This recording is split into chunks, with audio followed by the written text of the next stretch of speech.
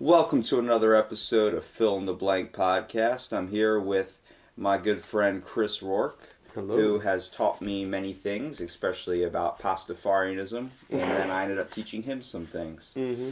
So we're gonna talk about the Stargate project. Do you know what the Stargate project is about, or what does that even mean? Like just saying it off the back, what does that See, spark? the name of it sounds much different than I think it's about. It's like Project Stargate would make me think it's like, oh, well, are we going into space or something? But Captain Kirk. yeah, exactly. But instead, this one's about the remote viewing stuff, right? Well, we're gonna find out there, Mm. Chris. Mm. So the Stargate project was the 1991 code name for a secret U.S. Army unit established in 1978 at Fort Meade, Maryland, by the Defense Intelligence Agency and the SRI International, which is a California contractor, to investigate the potential for psychic phenomena in military and domestic intelligence applications. The project and its precursors and sister projects originally went by various code names: Gondola Wish, Grill Flame, Center Lane, Sunstreak, and Scanate, until 1991 when they were consolidated and rechristened as the Stargate Project. Do you think their name change was a good one? I don't know. It seems like Grill Flame sounds pretty good. Grill Flame was pretty cool. That But sounds like an entree you get at Outback. yeah, Would you like the Grill Flame? Would you like your steak Grill Flame? yeah, Grill Flame. So the Stargate project work primarily involved remote viewing, the, the purported ability to psychically see events, sights, or information from a great distance. The project was overseen until 1987 by Lieutenant Frederick Holmes, also known as Skip Atwater, an aide and psychic headhunter, to Major General Albert Stubblebine, and later president of the Monroe Institute. I think we all know General Stubblebine. Good old man. Mentioned by Alex Jones many a times. The unit was small scale, comprising of about 15 to 20 individuals, and was run out of an old leaky wooden barracks. So some background information on this project. First of all, the Stargate project was terminated and declassified in 1995 after a CIA report concluded that it was never useful in any intelligence operation.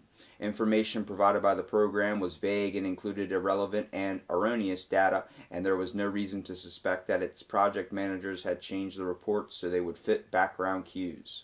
The program was featured in the 2004 book and the 2009 film, both entitled The Men Who Stare at Goats, but neither actually mentions it by the name. So, The Men Who Stare at Goats, I can't believe you haven't seen that movie. It seems like a comedy, but after watching the movie a long time ago when it came out, and then hearing that this was actually a government program, really, I had to dive into this because it stars George Clooney. Who doesn't love the Cloon? So we're going to get into some background information. The information in the United States on psychic research in some foreign countries was poorly detailed, based mostly on rumor or innuendo from secondhand or tertiary reporting, attributed to both reliable and unreliable disinformation sources from the Soviet Union. The CIA and the DIA decided they should investigate and know as much about it as possible. Various programs were approved yearly and refunded accordingly. Reviews were made semi-annually at the Senate and the House Select Committee level.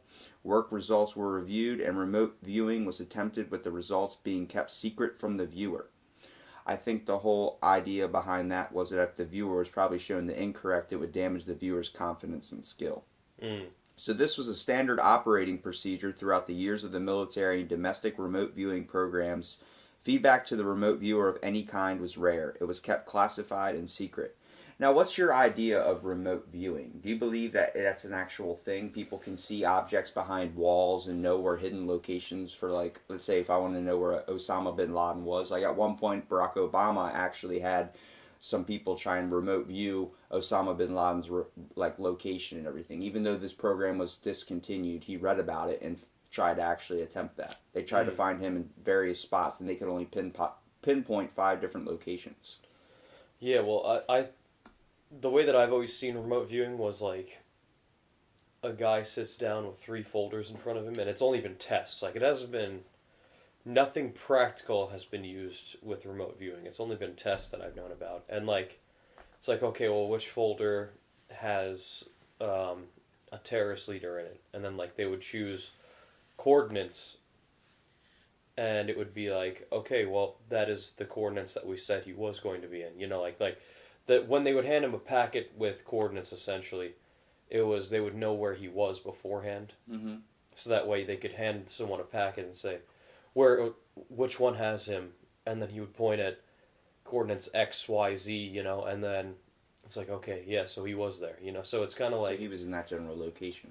exactly, yeah. So that I've only seen it in tests, not practicality. What So I'm interpreting of what you're saying is more like when they do a police lineup and they ask like who was the killer or something. yeah, But in that way, it's wrong because cops try and basically get the answer out of you, even if like, oh, I don't see him up there. It might have been him. It might have been him. It was him. It was him. Yeah, and then they kind of persecute that way. This way, if you ever seen the movie Men Who Stare at Goats, it's very, very funny, and it actually makes this like you understand what this actually was. But it's hard to take this very serious because of the fact of even though this was a real program that the government actually did this. Kevin Spacey was in the movie, and they're like, "What's behind the thing?" It's Jeff Bridges plays General Albert Stubblebine, and he's like, "What's behind the thing?" It's like they have a bunch of locked, bank vault boxes, and he's like, "I see, Larry. My name is Larry. I am." And then it's like his alter personality, his spirit that sees inside the box. He goes, "My name is Larry. I see a tin mug, a tin mug." and that's giving the whole remote viewing thing a bad name. So though. it's like it's cracking a joke, but then you see the Cloonster, George Clooney, go, "I see a man sitting in a chair," and you're like, "Okay, there's no way a man sitting in a chair is going to be in there." And then next thing you know, he pulls out, it's an envelope. They open up the envelope, it's a picture, and it's Abraham Lincoln, the stone statue where he's sitting in the chair. Yeah, that's another thing too. Like most remote viewers, they can't give exact details. Like 100%, but it's in the close area, like proximity. That's usually what they do. They go, "Is he in this general location?" He's like, "He's from point X to point Y, somewhere in between." Like, oh, I see a bridge with water under it. He can't be like he's next to the oak tree with the two birds sitting on top of it, and there's a ferret under the tree. Exactly. You can't be that detailed in anything. So, remote viewing attempts to sense unknown information about places or events. Normally it is performed to detect current events, but during military and domestic intelligence applications, viewers claim to sense things in the future, experiencing precognition. There is no visible evidence of people being able to use psychic ability, by the way. I actually noted that because... Because the thing is, I mean, what's the odds that, okay, so Osama bin Laden, right? Remote view him. I see sand and a cave. I just described... Yeah, you know what I mean? I think they probably went a little bit more detailed than that. Yeah, but you know what I'm saying? Like if you knew kind of where he was going to be, well, if you got a good generalization. If you watch the movie, they do like a dinner for schmucks type scene where they bring him in there to kind of make fun of him or show him off. And at the party, the dude bends the Major General's spoon.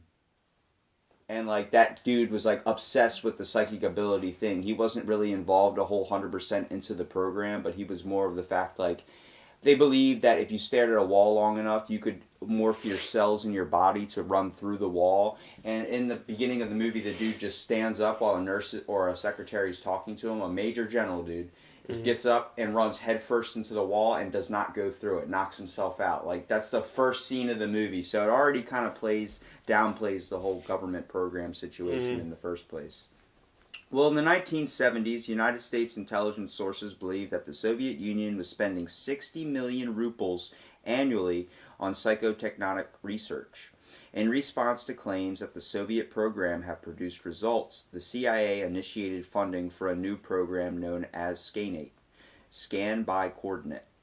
In the same year, remote viewing research began in 1972 at the Stanford Research Institute, the SRI, in Menlo Park, California. Proponents Russell Targ and Harold Putharth, that's a crazy last name, of the research said that a minimum accuracy rate of 65% required by the clients was often exceeded in later experiments. Physicists Russell Targ and Harold Putharth began testing psychics for SRI in 1972, including one who would later become an international celebrity, Israeli Uri Geller. Their apparently successful results gendered interest with the U.S. Department of Defense. Ray Hyman, a professor of psychology at the University of Oregon, was asked by Air Force psychologist Lieutenant Colonel Austin W. Kilber, 1930 to 2008, then director of behavioral research for ARPA, to go to the SRI and investigate. He was to specify, evaluate Geller Hyman's report to the government that Geller was a complete fraud, and as a consequence, Targ and Puthoff lost their government contract due to the former work with him. The result was a publicity tour for Geller, Targ, and Puthoff to seek private funding for further research work on Geller. In 1977, the Army Assistant Chief of Staff for Intelligence Systems Exploration Detachment started the Gondola Wish program to evaluate potential adversary applications of remote viewing. Army intelligence then formalized this in the mid-1978 as an operational program, Grill Flame, based in buildings 2,560 and 2,561 at Fort Meade, Maryland. That right there. Mm-hmm. There were so many large government names in that whole thing. Give me credit for saying that. But at least, holy crap, man. They really try and smart it up for you to the point where it's like disguise. Like, this is all obvious programs that we know. What is, like, we know the CIA, Central of Intelligence. What do they exactly 100% research on? We don't know. This is what they were working on back then. What are they doing now? Are we doing stuff where we're cloning people with multiple heads? Like, we won't find out for a while until Freedom of Information Act has a Yeah, but there's still files that are still locked, like the JFK and all that. So why is that undisclosed to the public? It should be open information if we have an open information act. It should be, because we do have one. It's not very effective. Yeah. Yeah, exactly. Well, it'll just take enough people getting pissed off about it. Really. It'll just take 30 years until after the program's done. Yeah, exactly. Like, oh yeah, we did that, for sure. Well, in the 1980s, in early 1979, the research at SRI was integrated into Grill Flame, which was redesignated INSOM Center Lane Project. In 1983, in 1984, the existence of the program was reported by Jack Anderson, and in that year was unfavorably received by the National Academy of Science National Research Council. In late 1985, the Army funding was terminated, but the program was redesignated Sunstreak. Now that's a badass name. Mm-hmm. And funded by the DIA Scientific and Technical Intelligence Directorate. So then in the 1990s and 1991, most of the contracting for the program was transferred from SRI to Science Applications International Corporation, with Edwin May controlling 70% of the contractor funds and 85% of the data. Its security was altered from Special Access Program to Limited Dissemination and was given its final name, Stargate. The closure of it in 1995. In 1995, the Defense Operations Bill directed that the program be transferred from DIA to CIA oversight. The CIA commissioned a report by the American Institutes for Research that found the remote viewing had not proved to work by psychic mechanism and said it had not been used operationally. The CIA subsequently canceled and declassified the program. So the CIA was like, yeah, this is just a waste of money. Well, in 1995, the project was transferred to the CIA and a retrospective evaluation of the results was done. The appointed panel consisted primarily of Jessica Oates and Ray Hyman. Hyman was produced an unflattering report on Uri Geller and SRI for the government 2 decades earlier, but the psychologist David Marks noted that Oates had published papers with Edwin May. She was not independent of the research team. Her appointment to the review panel is puzzling. An evaluation is likely to be less than partial, with this evaluator not independent of the program under investigation. A report by Utz claimed the results were evidence of psychic functioning. However, Hyman in this report argued Utz's conclusion that ESP had been proven to exist, especially pre-recognition, was premature and the findings had not independently replicated. Hyman came to this conclusion. Psychologists such as myself, who study subjective validation, find nothing striking or surprising in the reported matching of reports against targets in the Stargate data. The overwhelming amount of data generated by the viewers is vague, general, and way off target. The view apparent hits are just what we would expect if nothing other than reasonable guessing and subjective validation are operating. A later report by the American Institutes for Research, the AIR, also came to a negative conclusion. Joe Nickell has written, other evaluators, two psychologists from AIR, assessed the potential intelligence gathering usefulness of remote viewing. They concluded that the alleged psychic technique was of dubious value and lacked the concreteness and reliability necessary for it to be used as a basis for decision making or taking any type of action. The final report found no reason to suspect that in some well-publicized cases of dramatic hits, the remote viewers might have had substantially more background information that might otherwise be apparent. According to AIR, which performed a review of the project, no remote viewing report ever provided actionable information for any intelligence operation.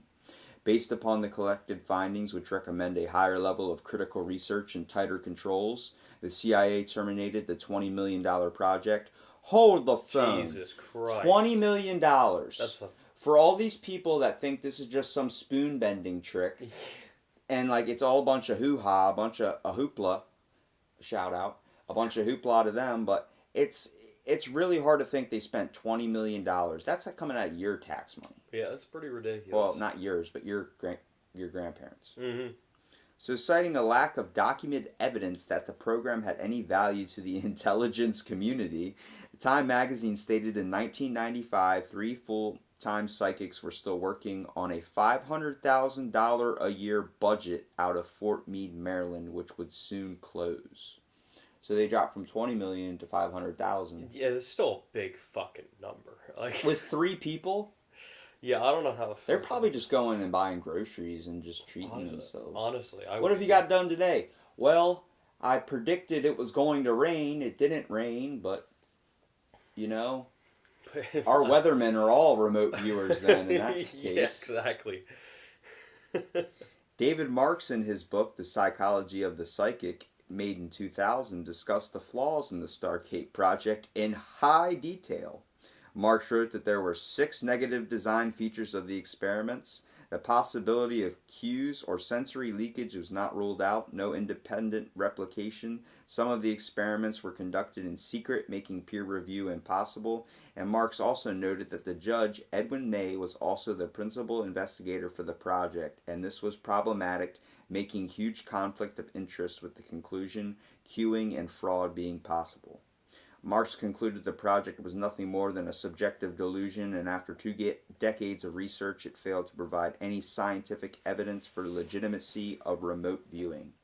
The Stargate project was claimed to be terminated in 1995 following an independent review which included the foregoing observations provided a compelling argument against continuation of the program within the intelligence community. Even though statistically significant effect has been observed in the laboratory, it remains unclear whether the existence of a paranormal phenomenon, remote viewing, has been demonstrated.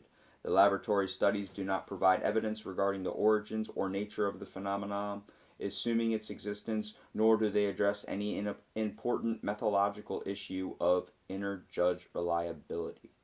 So the whole factor is there was no the whole remote viewing idea was never really accepted, only by certain people that were accused of having the ability and certain people that have witnessed what might have been a freak coincidence. Mm-hmm. And there was no evidence, and any evidence that was of little was just so little, but it could have easily been like, if I would have told you, you know, I'm from like, let's say a year in the future. Mm-hmm. You know, the next president's this, and then bam, you got, or I'm a day in the future, I just tell you the winning Powerballs for the next day, and then you somehow got the Powerball numbers. I'm giving you background information on what's going to happen. Yeah, it's not like exactly. You psychically felt that. I came back and did that. Mm-hmm.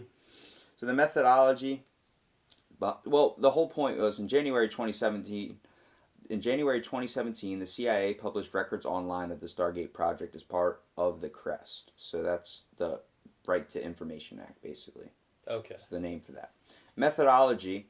The Stargate project created a set of protocols designed to make the research of clairvoyance and out-of-body experiences more scientific, and to minimize as much as possible session noise and inaccuracy.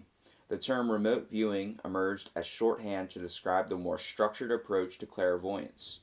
Project Stargate would only receive a mission after all other intelligence attempts, methods, or approaches have already been exhausted. It was reported that at peak manpower, there were over 22 active military and civilian remote viewers providing data. People leaving the project were not replaced. When the project closed in 1995, this number had dwindled down to 3. One was using tarot cards. According to Joseph McMoneagle, the Army never had truly open attitude toward psychic functioning, hence the use of term giggle factor and the saying, I wouldn't want to be found dead next to a psychic. Mm. So the whole idea is, I mean, do you believe in a type of psychic ability out there? I believe some people might harness a term of psychic power, but I don't believe it's as strong as how we see That's So Raven, where she's able to Yeah, yeah, no. like a certain, whenever she wants, or it's not X-Men style, but I believe we might be able to get to that point. I do believe that humans will evolve to have a certain sixth sense or type of ability. I think that we already do. Is just we got to figure out how to unlock it. Really, so you've had those moments before where it's like, yeah, that could have been coincidence, but like, how the fuck did I know? You know what I mean? What do you mean? Like, I mean, I guess I know what you mean, but I more have that with reflexes. Like my body acts way too fast or does something I would never even thought of. Like if I drop like a water bottle, next thing I know, I hit it with my foot up in the air and then catch it, and I'm like, I'll never be able to do that again. I don't know how my body just reacted in that way. Yeah, yeah. No, but I know one guy I work with, Bonzer, every time he walks by the roulette table, he's on the slot floor. Every time he walks by the roulette table, he is able to guess within a 1 block range of where the roulette ball is going to go every single time by just looking at it. Does he just wait for it to slow down? No, no. He calls it he calls it before they even toss it in the air. It sounds like you should go gambling with him and then just pick the one that he's usually closest to. So if he picks 12, you got to pick the one next to it. I was thinking about that, but that could have just been dumb luck 3 times in a row. Like, you never know. That's true. It's like if someone plays rock, paper, scissors and wins 3 times in a row. Yeah, exactly. And you won a best 5 out of 7. Mm-hmm. Well, some civilian personnel is Hal Puthoff. Let's get a little bit of information on him. In the 1970s, CIA and DIA granted funds to Harold E. Puthoff to investigate paranormal abilities, collaborating with Russell Targ in a study of purported psychic abilities of Uri Geller, Ingo Swann, and Pat Price. Joseph McMoneagle and others as part of the Stargate project, of which Puthoff became a director. Puthoff worked as the principal investigator of the project. His team of psychics is said to have identified spies, located Soviet weapons and technologies such as nuclear submarines in 1979, and helped find lost SCUD missiles in the First Gulf War, and plutonium in North Korea in 1994. That's a pretty good thing for remote viewing if they found that with a team of psychics. Yeah, that's pretty ridiculous, actually. I don't know how they cover that up, though. How do you say that that's not valuable evidence? They found plutonium. They're all chalking it up to just dumb luck. Yeah, I think so. It's because they can't find any like hard facts about it. You know what I mean? It's psychic ability. We don't even understand it yet ourselves, and people aren't open to it. We're not going to find. Yeah, but facts. at the same time, if we say that it's real for sure, like if I tell you it's raining 5 minutes before it starts raining. Yeah, without looking at anything. I mean, I think that's pretty good. But at the same time... Also, you can kind of sense in the air if it's about to start raining. Yeah, like, you can't prove or disprove, like, that's the reason, so it's just up in the air still. Russell Targ. In 1970, Russell Targ began working with Harold Puthoff on the Stargate project while working him as a researcher at Stanford Research Institute. That's all the information on Russell Targ. Edwin May. Edwin May has joined the Stargate project in 1975 as a consultant and was working full-time in 1976. The original project was part of the Cognitive Science Laboratory managed by May. With more funding in 1991, May took the project to the Palo Alto offices at SAIC. This would last until 1995 when the CIA closed the project. So he was originally on it, and then he took over. He didn't become full effect until 1976, so a year after it was already disbanded. Okay. So that's when they probably had the 3 left scientists, and they were getting $500,000 instead of $20 million. Mm-hmm. So with more just that. This would last until 1995 when the CIA closed the project. May worked as the physical or the principal investigator, judge, and the Stargate keeper. Oh my God, that's an awesome name. That is a great title to have. David Marks noted this was a serious weakness for the experiments, as May had conflict of interest and could have done whatever he wanted with the data. Marks has written that May refused to release the names of the Oversight Committee and refused permission for him to give an independent judging of the Stargate transcripts. Mark found this suspicious, commenting this refusal suggests that something must be wrong with the data or with methods of data selection. When you have on your resume that you were the Stargate keeper, That's pretty good, the title. you just hire them. You don't look at the resume anymore. You just title it Stargate Keeper. Yeah, exactly. Your name's Edwin May, and it says in parentheses beside your name Stargate Keeper. You're hired, and you can take my job. You can now be the president of this company. They might think he's a crazy person right off the bat. Go to a job with the title. Who was that guy you met in D.C. that was on Tosh.0? That I met? Yes. The aliens guy. You met somebody that was on Tosh.0. Was it the aliens guy? He's a wizard. He's a wizard. Yes. That was his thing. He looks like a hobo. He's got a white beard. It's your profile picture for a while. Oh, yeah. I met him in Gettysburg. Who is he? I have a bumper sticker on the back of my car for him. He was running for president. What was his belief? That there has to be mandatory toothbrushings. The police will kick down your door if you don't brush your teeth every night. And evening, morning, and lunchtime, you need to brush your teeth. Do you think he's remote viewing or he's psychic at all? No, I just think he's hilarious. He wears a boot on his head. And he thinks that everyone in America deserves a pony for free. He might have been a Jedi or one of those people. Yeah, he's predicting the future. That's what that's what America's turning into. Well, we're going in the right direction. So another civilian personnel is Ingo Swann. Originally tested in the Phase 1 where the OOBE beacon RV experiments at the American Society for Psychological Research under research director Carlos Osis, a former OTV Scientologist who alleged to have coined the term remote viewing as a derivation of protocols originally developed by Raina Warkaller, a French chemical engineer in the early 20th century. Documented in the book Mind to Mind, Classics in Consciousness series, Swann's achievement was to break free from the conventional mold of casual experimentation and candidate burnout, and develop a viable set of protocols and put clairvoyance within a framed network called Coordinate Remote Viewing. In a 1995 letter, Edwin C. May wrote he had not used Swann for 2 years because there were rumors of him briefing a high-level person at SAIC and the CIA on remote viewing and aliens, also known as extraterrestrials. So Edwin May did not want to hire Swann because he thought he was a little snitch, going and telling the CIA all the hidden workings inside the program. Yeah. I mean, it makes sense. This is the guy who, Swann. That's the guy who was the Stargate leader, right? No, Edwin May was the Stargate keeper. Okay. How do you forget Edwin May being the Stargate keeper? Dude, I'm going to remember that for the rest of my life. The thing that I'm going to remember is Stargate Keeper. That's the big deal. Sorry, viewers. Pat Price. What are you saying sorry for? Gotta crack it. What? It's a cream soda. That's a sponsor of the podcast. Oh, yeah, true. Gotta crack that Great Value cream soda. Okay, you don't need to say the legit name. They're not paying me. So Pat Price, a former damn it, you got me thinking about cream soda.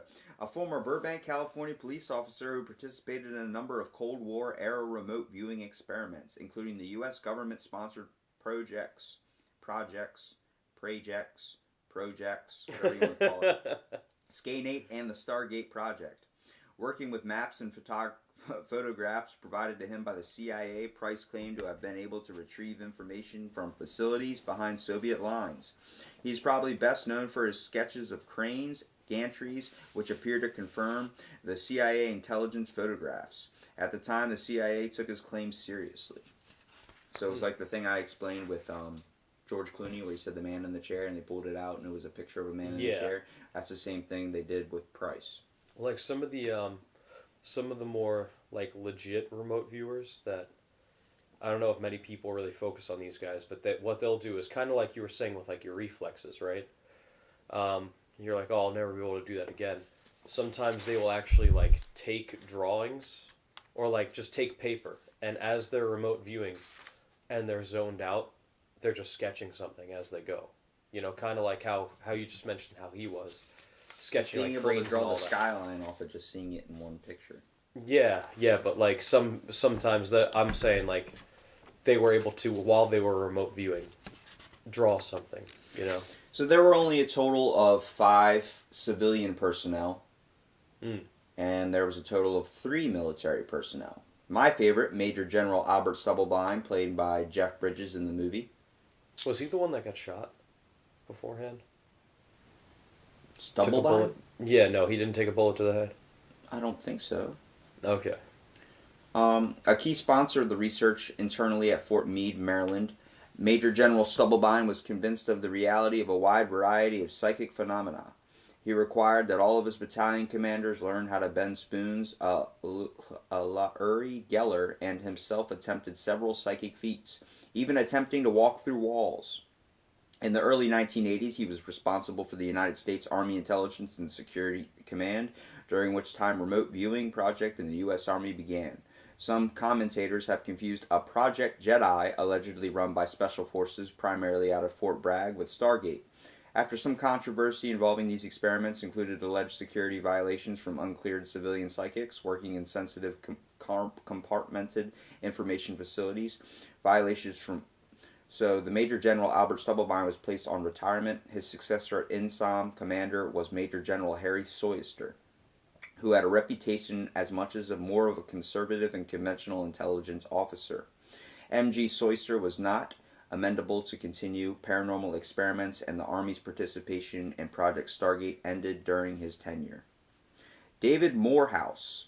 In his book Psychic Warrior, Inside the CIA Stargate Program, The True Story of a Soldier's Espionage and Awakening, Morehouse claims to have worked on hundreds of remote viewing assignments, from searching for a Soviet jet that crashed in the jungle carrying an atomic bomb to tracking suspected double agents. Joseph McMoneagle claims he had a remarkable memory of a very good childhood events. He grew up surrounded by alcoholism, abuse, and poverty. As a child, he had visions at night when scared and began to hone his psychic abilities in his teens for his own protection when he hitchhiked. He has enlisted away. McMoneagle became an experimental remote viewer while serving in the U.S. intelligence third-party source. That's pretty insane. So, do you believe that's a kid with a childhood infliction that just wanted to seek attention? Or do you believe that he might have had a psychic power based on a traumatic abuse to the brain? I think he might have just gone to like his happy place, you know. Because I think a traumatic emotional response to something might be like false claims of a psychic ability, or maybe development of a psychic ability, depending on how emotional trauma or spiritual trauma might affect. Could go either way, because it could just be a kid going to his happy place, or it could be a kid seeing other kids and how they're living, you know. So Ed Dames, one of the last military personnel. Dames was one of the first 5 Army students trained by Ingo Swann through Stage 3 in coordinate remote viewing. Because Dames' role was intended to be a session monitor and analyst as an aide to Fred Atwater, rather than a remote viewer, Dames received no further formal remote viewing training. After his assignment to remote viewing unit at the end of January 1986, he was used to run remote viewers as monitor and provide training and practice sessions to viewer personnel. He soon established a reputation for pushing CRV to extremes with target sessions on Atlas, Mars, Atlantis, Mars, UFOs, and aliens. He is a frequent guest on the Coast to Coast AM radio shows to spout his knowledge and findings. So with all that information on Project Stargate, I'm already about it because of the whole fact of just like the superhero aspect of it, and at the same time, they're talking about Atlantis. That's something I want to understand a little bit more. Like, everyone talks about the lost city of Atlantis, this underwater civilization. Was it a real place that just sunk in, or was it something that was filled with mermaids and mer people? And first of all, are those people half man up top or half woman up top and then half fish at bottom, or is it the opposite, half fish up top and half man or woman at bottom? Dude, who knows, man? Thing is, we don't even know if it's real, so Do you think the Stargate was a good project that was worth putting time into and should be looked at again? I think either way, if it's not real or it is real, it was good that we put money into it because now it's in history books that we at least tried. You know, like... Well, you gotta think, with all the recent outcomings of people being psychic now and having, like, all these, like, healing places and all these types of, like, formal, like, psychic or therapeutic places, do you think that we better understand the human mind to a point where we should redevelop a project like this? I think with modern technology, for sure, you know, like... Now that we're connected everywhere and we can give legitimate tests and say, like, we have a satellite image shown here, here, and here, or in these 3 envelopes, we want you to tell us where this is. You know what I mean? Well, with the Stargate project, it's going to lead into the Jedi project. And the Jedi project, without giving all the details away from that, because I want you to be surprised when we do the next fill in the blank, but it highly involved drugs. Men Who Stare at Goats was basically the Jedi Project. That was the whole movie. It was Stargate and Jedi Project. But okay. It's the whole idea of it is just people have what some people believe that others have an extraordinary ability in sensing the supernatural or supranatural, where it's a point to the not like vampires and werewolves, but being able to sense feelings and all these types of things. That might be possible, and that is very, very, very likely. You know, a lot of people are different. Everyone's different. I'm a firm believer that they're empaths. That's like the feeling emotional. I don't believe people can bend spoons. Yeah, I believe they can bend forks. I wish, though. Bend forks. Fuck forks. No. But it's just... It's crazy to think. I mean, when you see those people at a carnival, but those people could be working for secret intelligence or something, trying to find like killers and stuff. They were used to find Osama bin Laden. It was used to find Saddam Hussein. Like, you believe all these aspects? Are they conspiracies, or are they just people willing to try anything to get the mission done? The Saddam Hussein thing, I don't really buy very well because it's like, if I don't pay my taxes, the IRS will find me, no matter where I am in the world. They will remote view you.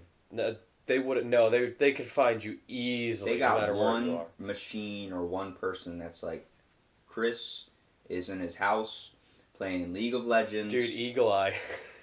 I think 007 was a remote viewer. 007? You gotta think, when the people know when something's about to happen, that's gotta be some type of psychic ability. Well, especially it's when something. they're like, I don't know what it is, but it's something. if you hold up a bunch of cards and you ask me to pick a card, any card, and I'm like, that one is number 7, King. Yeah. Or number 7, Spades, and you're like, it's number 7, Spades. Is this your card? That's your psychic viewer right there. Well, without taking the joke aspect of this real government project that has found out, whether or not your people's interpretation, we just want to understand and maybe make you ask the question, do you think this was beneficial and should it be looked at again? Do you believe there are psychics out there? And do you believe that the government is really doing the best with your tax dollars? The last one is not just this program, though. Okay, well, gas is $2.45. We need to probably lower that down. Yeah, exactly. But at the same time, we also should have psychics if they're out there. I mean, anything's beneficial, right? Yeah, dude, especially the ability to have that sense is ridiculous. Like, I would love to know that actually exists and that you could train for it. I would just like to know the numbers to one Powerball. That'd be nice. Or some Back to the Future thing where I get a magazine with all the next winnings for the set lineup. Well, see, we're in the future now. You can just hit Control P on a computer and get that and bring it back with you, and then just go to the lotto machine with it in your hand and just type in the numbers you want. Well, now we got to build a time machine. Yeah, right. Well, this concludes this episode of Fill in the Blank. Thank you, Chris, for being on, and thanks everybody for listening. Thanks for having me, man.